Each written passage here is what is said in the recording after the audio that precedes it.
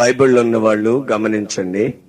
92వ కీర్తన 12వ వాక్యం. నీతిమంతులు ఖర్జూర వృక్షం వలె మొవ్వవేయుదురు, లెబానోను మీది దేవదారు వృక్షం వలె వారు ఎదుగుదురు. ఇప్పుడు మనం చదువుకున్నటువంటి ఈ వాక్య భాగంలో నీతిమంతులు ఖర్జూర వృక్షము వలె మొవ్వవేయుదురు అని ఇప్పుడు మనం వాక్యంలో చదివాం. అది మొదటి భాగం. ఈ కీర్తన చాలా పురాతనమైంది. ఆ రోజుల్లో అందరూ రకరకాల పాటలు పాడుకుంటూ ఉండేవాళ్ళు.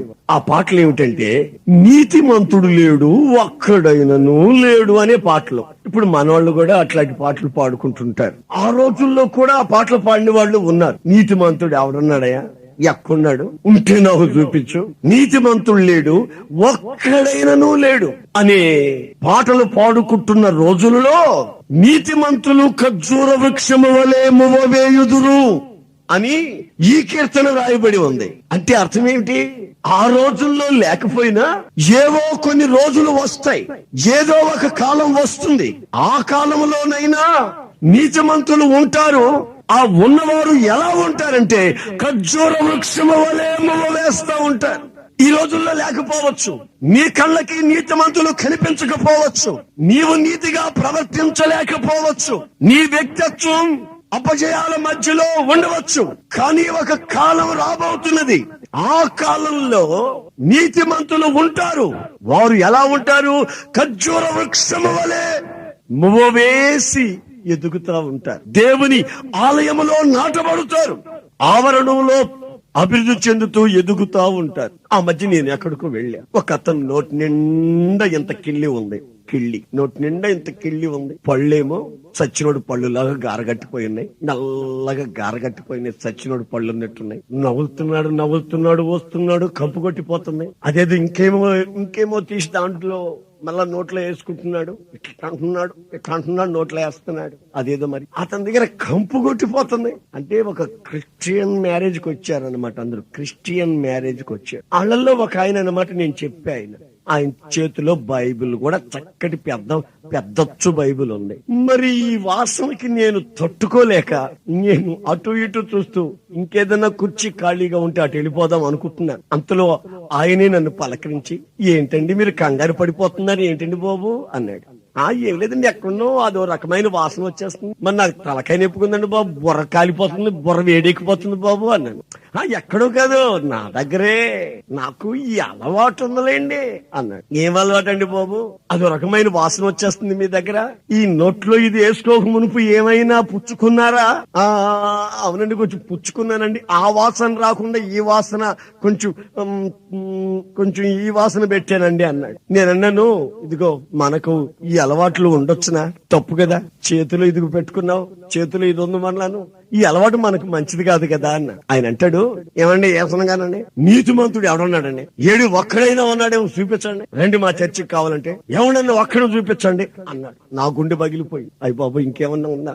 అదేమిట్రా అంటే కీర్తన చూపిస్తున్నాడు. కీర్తన ఉంది, నీతిమంతుడు లేడు ఒక్కడైనను లేడు అనే కీర్తన చూపించాడు. నీవు ఈ కీర్తన వరకే ఆగిపోయావు. నేను 92వ కీర్తన వరకు వెళ్ళా. అక్కడేమనుందంటే నీతిమంతులు ఉన్నారు, వారు ఖర్జూర వృక్షము వలె ఎదుగుతారని రాయబడి ఉంది. ప్రైజ్ ది లార్డ్, హల్లెలూయా. ఎక్కడున్నారు, ఎలా ఉంటారా నీతిమంతులు? ప్రియమైన సహోదరులారా, మానవాళి అపవిత్రతలో, అనీతిలో, అక్రమాలలో నశించి శాపాన్ని అనుభవిస్తూ ఉండగా ఆకాశం నుంచి మన యేసు ఇదిగో ఈ భూమి మీదకి దిగి వచ్చాడు. దేవునికి స్తోత్రం. దిగివచ్చి ఒక రోజున ఓ ప్రార్థనా మందిరంలో ఉన్నాడు. ఆయన ప్రార్థనా మందిరంలో ఒక సెనగోగులో ఉన్నప్పుడు అక్కడికి ప్రార్థనకి వస్తున్నారు అందరూ. ఒక అతను వచ్చాడండి. ఎంత ధైర్యంగా వచ్చాడంటే అంత ధైర్యంగా వచ్చాడండి. వచ్చి ప్రార్థన చేసేస్తున్నాడు, దీర్ఘ ప్రార్థన చేసేస్తున్నాడు. అయ్య బాబు, ఎంత చక్కటి వ్యాకరణమో, ఎంత చక్కటి మాటలో. ప్రభువా, నా తండ్రి, నా దేవా, నేను వారానికి 3 సార్లు ఉపవాసాలు ఉంటాను తండ్రి. సోపులోను, జీలకర్రలోను, కొత్తిమీరలోను, ఇక నాకు నువ్వేమిచ్చినా 10వ భాగాలు ఇచ్చేస్తాను తండ్రి. నా అంతటి భక్తుడు ఈ సంఘంలో మరి ఎవరు లేరండి. నేను మహాయథార్థవంతుణ్ణి, భక్తుణ్ణి, అది ఇది అని తనకున్నటువంటి సమస్త స్వార్థాన్ని అలా ఎత్తి చూపిస్తున్నాడు దేవునికి ప్రార్థనలో. అంతలో అదే ప్రార్థన మందిరంలో అక్కడ ఒక అతను ఉన్నాడు. అతను లేచాడు. పాపం లేచి ఆకాశం వైపు కన్నులెత్తుటకు ధైర్యం చాలలేదు. ఇలా వంగిపోయి ఒక చిన్న ప్రార్థన చేసేసాడు. ఏమని? పాపినైనా నన్ను కరుణించు, నా పాపము చేత ఆకాశం వైపు కన్నులెత్తుటకు ధైర్యము నాకు చాలటలేదు. నా పాపము నన్ను భూసమన్నముగా వంచి వేసింది, నా నడుములు విరిచింది, రోగినిగా చేసింది, మనస్సాక్షిని చంపింది, జీవితంలో సంతోషాన్ని కోల్పోయి జటు దిక్కులేని పరిస్థితుల్లో శాపాన్ని అనుభవిస్తున్నాను. ఆకాశం వైపు దేవాన్ని పిలుచుటకు యోగ్యత లేని పాపము నన్ను వెంటాడుతుంది గనుక పాపిలైన నన్ను క్షమించు అని ఒక చిన్న ప్రార్థన చేశాడు. అక్కడున్న పాపం ఆ సహోదరుడు వెంటనే యేసు ప్రభు కల్పించుకుని, ఇతని ప్రార్థన నేను విన్నాను, ఇతను కంటే అతను నీతిమంతుడుగా తీర్చబడ్డాడు. Praise the Lord. హల్లెలూయా, హల్లెలూయా. ఎవరు నీతిమంతులుగా తీర్చబడ్డారు?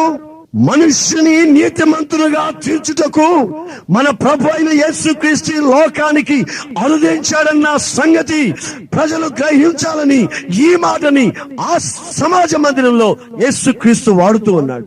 అంతవరకు పాడారు పాటలు. ఏం పాటలవి? నీతిమంతుడు లేడు, ఒక్కడైనను లేడు. ఎవడున్నాడు? తాకుండా ఎవడుండగలడండి? పండగ పూట కూడాను.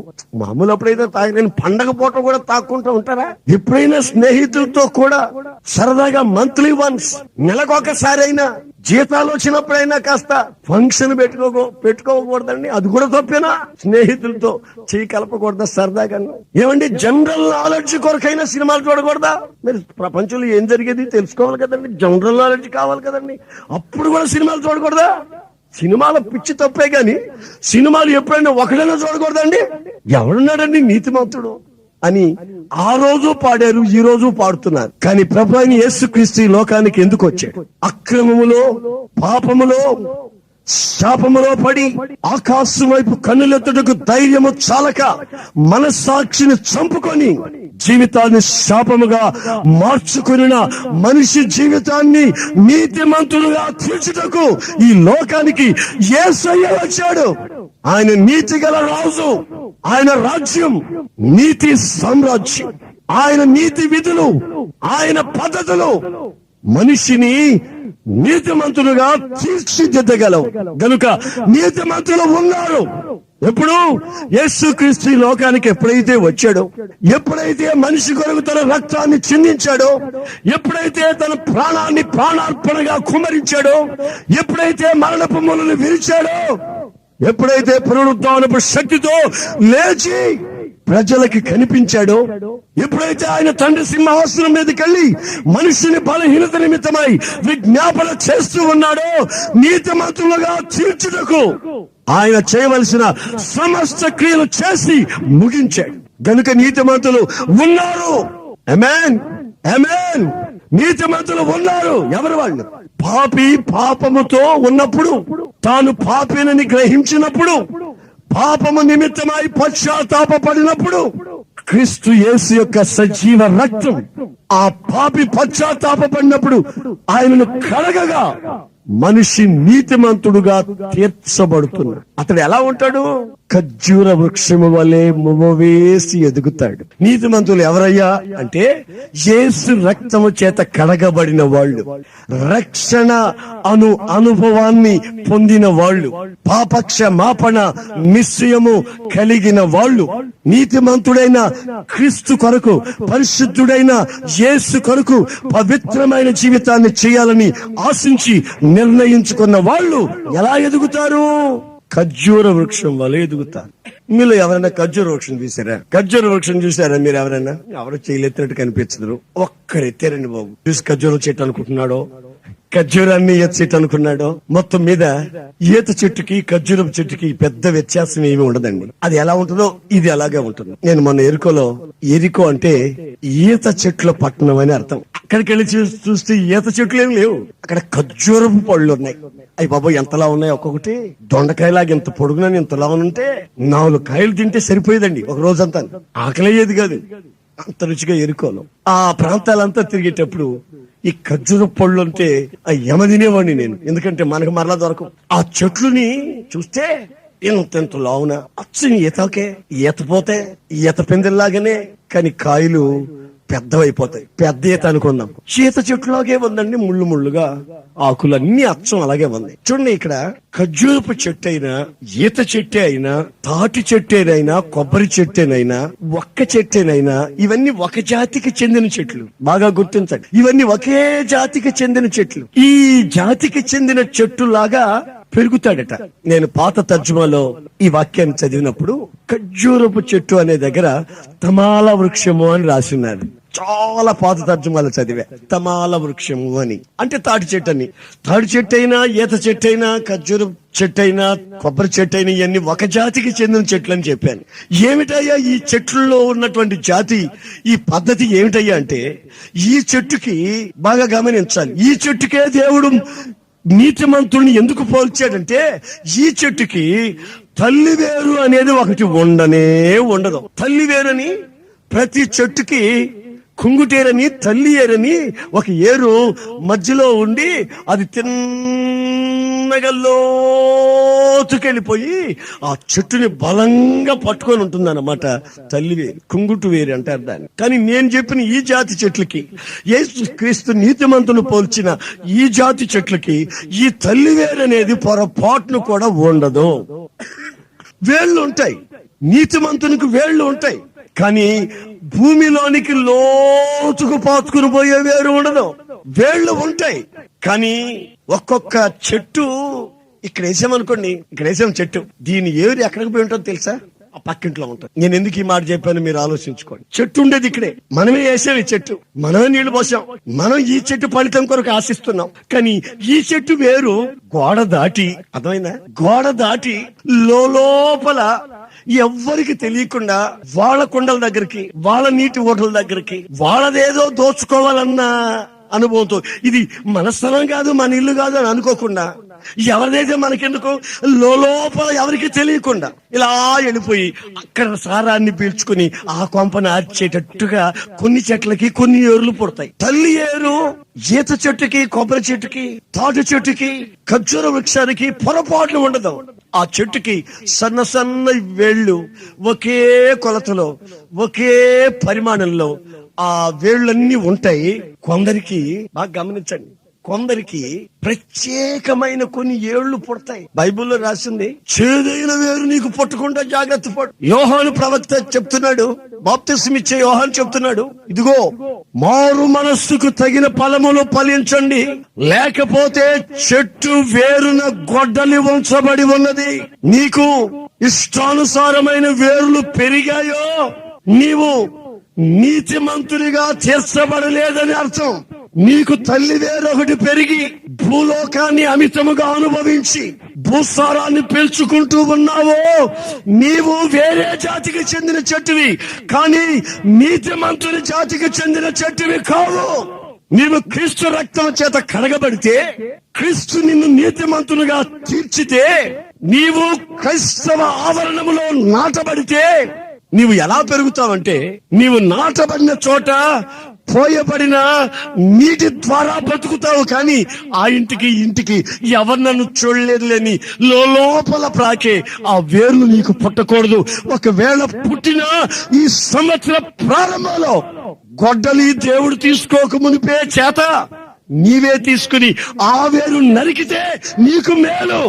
కొందరికి కొన్ని వేర్లు పెరుగుతాయి, పైకి ఏమీ తెలియని చెట్లాగా, అబ్బా ఎంత అమాయకంగా కనబడుతున్నారంటే పైకి అలా కనబడుతున్నారు పైకి. అయితే లోపల ఏం పెరుగుంది, లోపలే ఉంది అంటే అర్థం ఏంటి తెలుసా?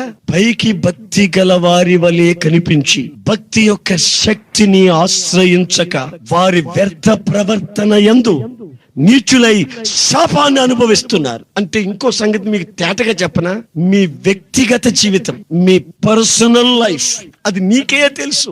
ఆ వేరు ఎక్కడికి పోతుందో, ఆ వేరు ఎక్కడ నీటి ఓట కొరకు తహతహలాడుతుందో, ఎవరి ఇంటి మీద పడుతుందో, ఎవరి ఇంటిని కూలుస్తుందో నీకే తెలుసు నీ పరిస్థితి.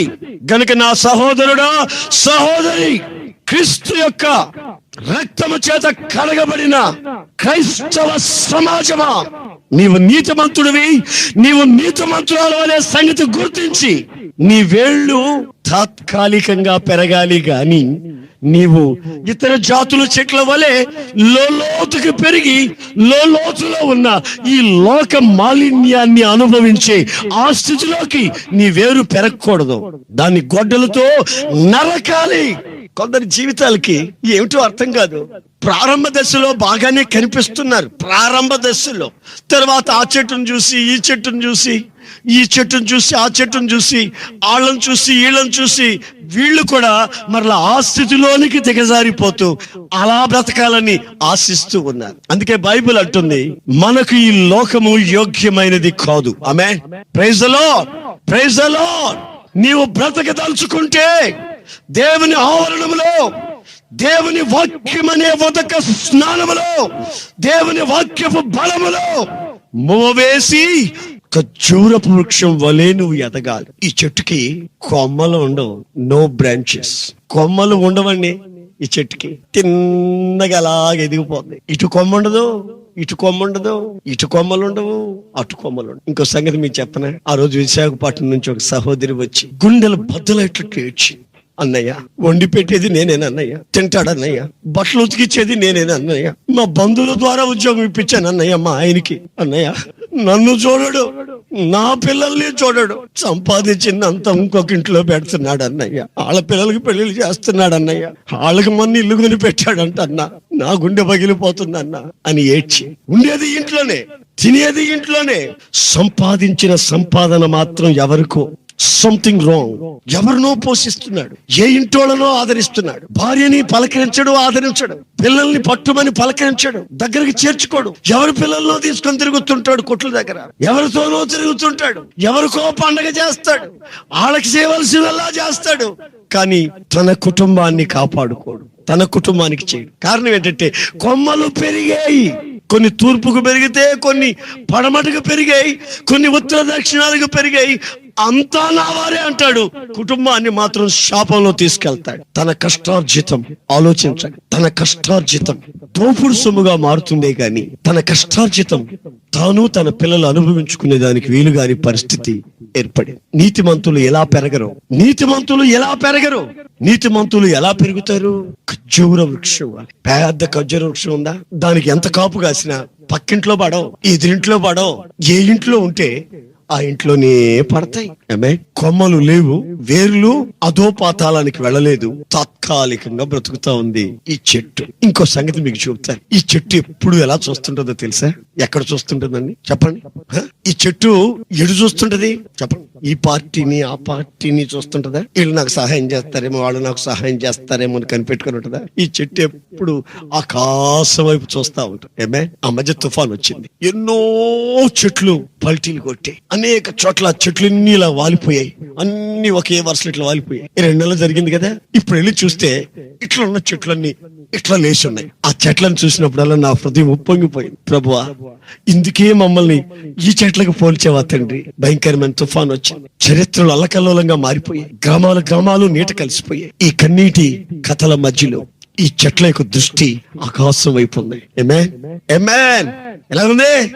పైకుంది. మీరు క్రీస్తు యేసుతో కూడా లేపబడిన వారు అయితే, ఎంత చక్కటి మాట్లాడండి, మీరు క్రీస్తు యేసుతో కూడా లేపబడిన వారు అయితే పైనున్న వాటి మీదనే మనస్సు ఉంచుకొనుడి. ఆమేన్.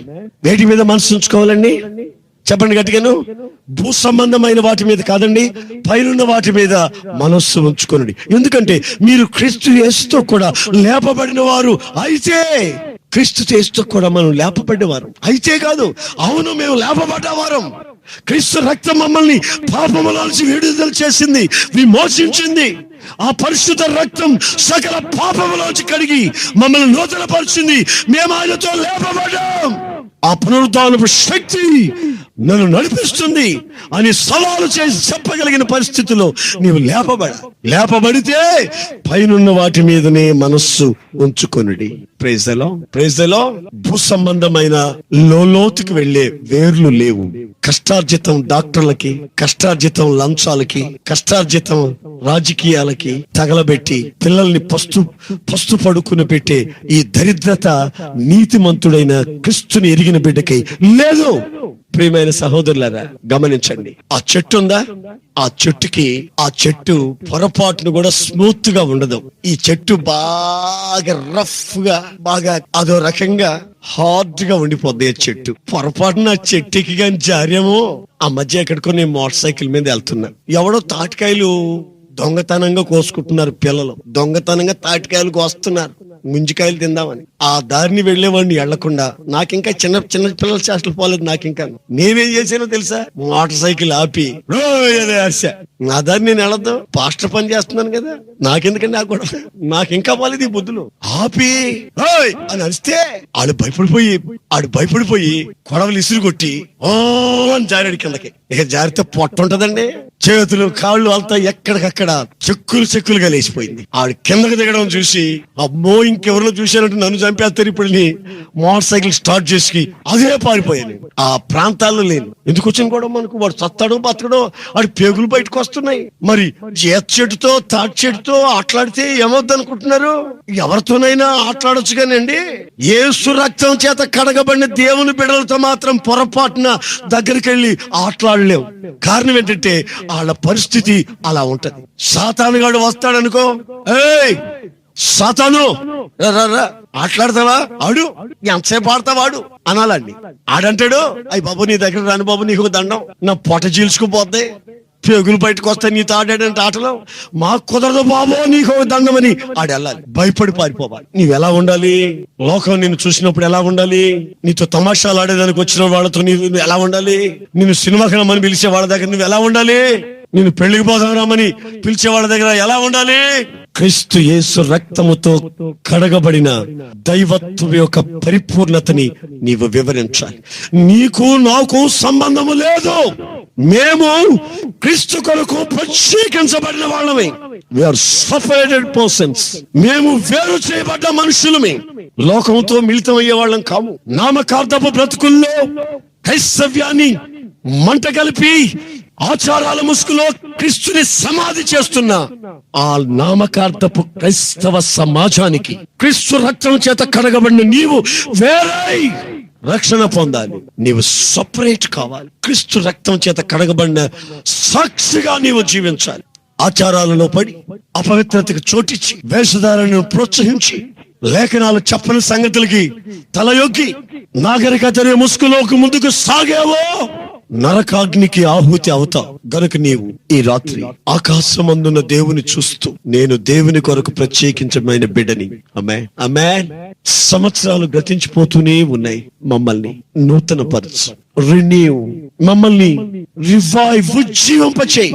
నా వ్యక్తిత్వంలో ఉన్న శాపాన్ని తొలగించి నీతిమంతులు ఖర్జూర వృక్షం వలె మొవ్వ వేసి ఎదుగుతారు దేవుని ఆవరణంలో అన్న వాక్యపు సందేశం నా గుండెల్లో, నా వ్యక్తిత్వంలో, నా జీవితంలో నెరవేర్చబడినట్లు సహాయం చేయమని ఆకాశం వైపు కన్నులెత్తవలసిన రాత్రి ఈ రాత్రి. ఒకసారి మీరందరూ లేచి నిలబడండి ప్లీజ్. లేచిన మీరు అలాగే తల వంచండి.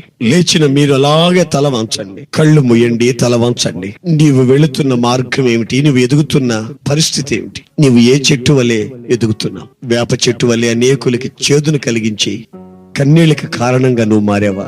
చింత చెట్టు వలె అనేక పళ్ళు పులిసిపోయేటట్టు నీ జీవితం అనేకులకు అసహ్యం కలిగిస్తుందా? దేవుని వాక్యం అంటుంది, నీతిమంతులు లేరు, ఒక్కరైనా లేరు అని చెప్తున్న ఆ యుగంలోనే ఉన్నారు వాళ్ళు ఖర్జూర వృక్షం వల్ల ఎదుగుతారని చెప్తుంది. నీవు రోగంతో బాధపడుతున్నావేమో, నీ రోగం చేత నీ కష్టార్జితం వైద్యులు తింటున్నారేమో, మరో కుటుంబం తింటుందేమో, నీ స్నేహితులు తింటున్నారేమో, నీవు ఎవరికీ తెలియదని రహస్య దారుల్లో పడి శాపాన్ని అనుభవిస్తున్నావేమో. ఈ రాత్రి, ఈ సభల మొదటి రాత్రి ప్రభు సూటిగా నీతో చెప్తున్న మాట, నీవు ఒక తీర్మానానికి రావాలి. నీ జీవితంలో ప్రభు గొప్ప కార్యం చేయబోతున్నాడు. ఉద్యోగం ఎవరికో రావాలనుకోకు,